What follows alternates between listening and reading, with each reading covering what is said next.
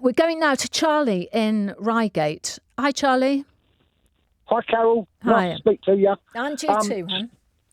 First and foremost, I've got to disagree with your opening statement about the super rich setting the tax system. Okay.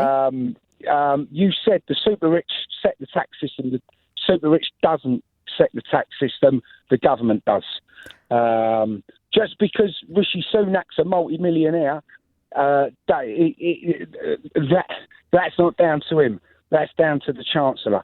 But yeah, you but did have a whoa, Charlie, he was Chancellor for a number of years. But he doesn't set it right now. Let's just from 2010, we had a Prime Minister called David Cameron, who it was found when the Panama Papers were released that he had benefited from an offshore system. Carol, where would we be without Charlie. Where would we be? No, Carol. Where would this country be without rich people and rich people paying their taxes? Do you honestly think that this country could survive with milkmen and busmen and nurses and doctors paying their taxes? It's the rich people that hold this country up. It isn't, though, Charlie. That's not. If you have a little look at HMRC, it is the top 10% earners of this country that hold this country up. And if it wasn't for that, who told you that, Charlie? I'm telling you that, Carol. You're a numbers girl. I am a numbers girl, and I read National Audit Office accounts, and I read Public Accounts Committee reports. So the bus drivers, the nurses, the teachers, they hold this country up. It isn't them. They just subsidise it. It's the rich people. It's the rich companies that pay their taxes and put their money in and pay their 40. It's the Alan Sugars. Do you know Alan Sugar? As his first ever tax bill, he framed it £5 million tax, and he framed that because he probably earned £30 million. Okay, but he framed that because a teacher or a doctor or a bus driver won't put that amount of money in. It's the rich people that hold this. It's the rich people that hold this country up. And if it wasn't for the rich people, if you drive them out, okay, this country won't be able to pay the benefits for all the people that haven't got a job and for all the people that turn up on a boat and end up in an hotel. Well, I beg to differ there, Charlie. I severely beg to differ, having read the numbers.